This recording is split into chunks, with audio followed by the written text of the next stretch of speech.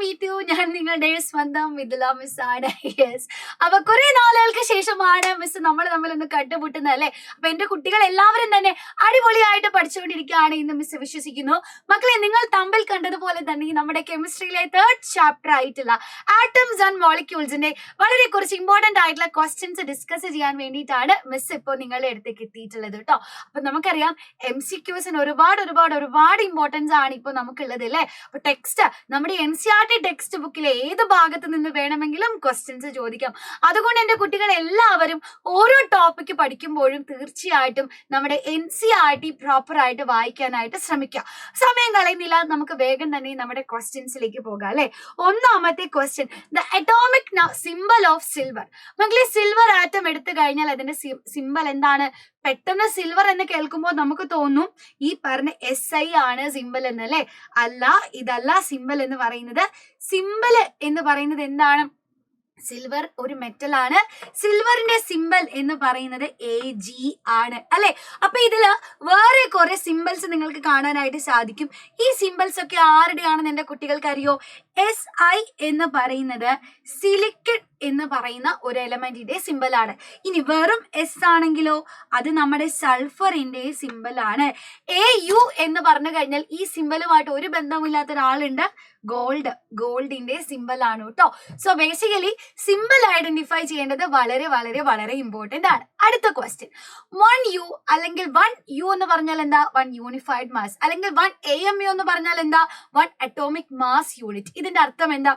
നമുക്കറിയാം, ഒരു ആറ്റത്തിന്റെ മാസിനെ റെപ്രസെന്റ് ചെയ്യാൻ വേണ്ടി നമ്മൾ ഉപയോഗിക്കുന്ന യൂണിറ്റ് ആണ് യൂണിഫൈഡ് മാസ് അല്ലെങ്കിൽ അറ്റോമിക് മാസ് യൂണിറ്റ് എന്ന് പറയുന്നത് അല്ലെ. കാർബൺ ആറ്റം, അതായത് C612 എന്ന് പറയുന്ന കാർബണിന്റെ ഐസോടോപ്പിനെ വെച്ച് കമ്പയർ ചെയ്തിട്ടാണ് ഈ ഭൂമിയിലുള്ള എല്ലാ എലമെന്റുകളുടെയും മാസ് നമ്മൾ പ്രെഡിക്റ്റ് ചെയ്യുന്നത് അല്ലെ. ഈ ഒരു കാർബൺ ആറ്റം C612 എന്ന് പറയുന്ന ഒരു ഐസോടോപ്പ് എടുത്ത് ഇതിനെ നമ്മൾ എന്ത് ചെയ്യാണ്? ഈ C612നെ നമ്മൾ എടുത്തിട്ട് 12 ആയിട്ട് ഡിവൈഡ് ചെയ്യും അല്ലെ.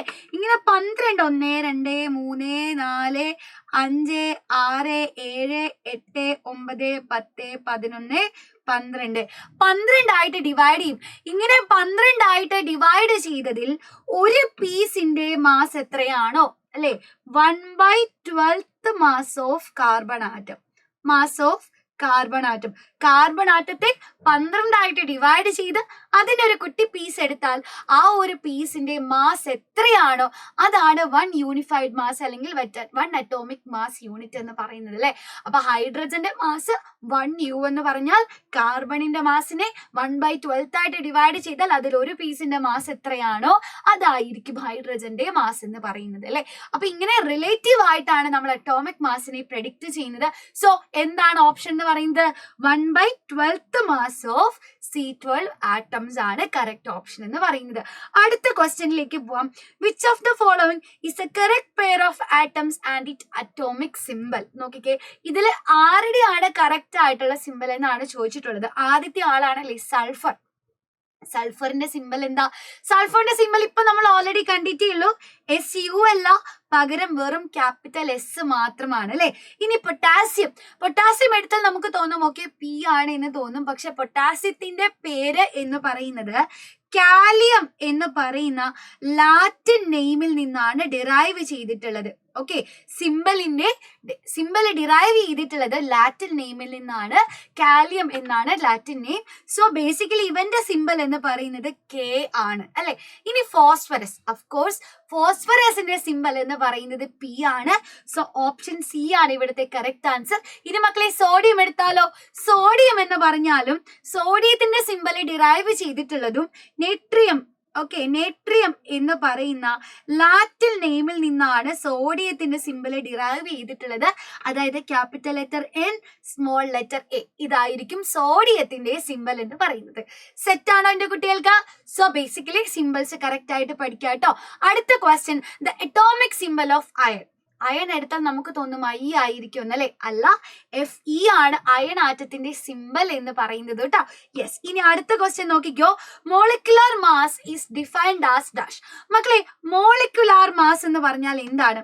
മോളിക്കുലാർ മാസ് എന്ന് പറഞ്ഞു കഴിഞ്ഞാൽ നമുക്കറിയാം, നോക്കിക്കോ, ഇതിൽ ഏത് ഓപ്ഷൻ ആണ് നമുക്ക് നോക്കാം.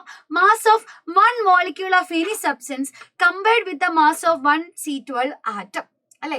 അതായത് ഏതൊരു സബ്സ്റ്റൻസ് എടുത്താലും അത് ഒരു മോളിക്യൂൾ, ഇപ്പൊ ഒരു വാട്ടർ മോളിക്യൂളിന്റെ മാസ് എത്രയാണോ അത്, ഒരു കാർബൺ ഡൈ ഓക്സൈഡിന്റെ മാസ് എത്രയാണോ, ഒരു N2ന്റെ മാസ് എത്രയാണോ, അങ്ങനെ ബേസിക്കലി ഏതൊരു സബ്സ്റ്റൻസിന്റെയും ഒരു മോളിക്യൂളിന്റെ മാസ് ആണെന്നാണ് പറയുന്നത്. ശരി, അടുത്ത ഓപ്ഷൻ നോക്കിക്കേ. മാസ് ഓഫ് 1 ആറ്റം അല്ല, അത് അറ്റോമിക് മാസ് ആണ്. ഇനി mass of 1 atom compared with the mass of 1 molecule, ഇതും പൊട്ടത്തെറ്റാണല്ലേ? അപ്പൊ നമുക്കറിയാം മോളിക്കുലാർ മാസ് എന്ന് പറഞ്ഞാൽ നമ്മുടെ കാർബൺ ആറ്റം C12 ആറ്റവുമായിട്ട് കമ്പയർ ചെയ്യുമ്പോൾ ഒരു സബ്സ്റ്റൻസിന്റെ ഒരു മോളിക്യൂളിന്റെ മാസ് എത്രയാണോ അതാണ് മോളിക്കുലാർ മാസ് അല്ലേ? സോ ഓപ്ഷൻ എ ആണ് കറക്റ്റ് ആൻസർ എന്ന് പറയുന്നത്. അപ്പൊ മക്കളെ, നമ്മൾ ആറ്റംസ് ആൻഡ് മോളിക്യൂൾസ് എന്ന് പറയുന്ന ചാപ്റ്ററിലെ വളരെ കുറച്ച് ഇമ്പോർട്ടന്റ് ആയിട്ടുള്ള MCQs ആണ് ഡിസ്കസ് ചെയ്തിട്ടുള്ളത്.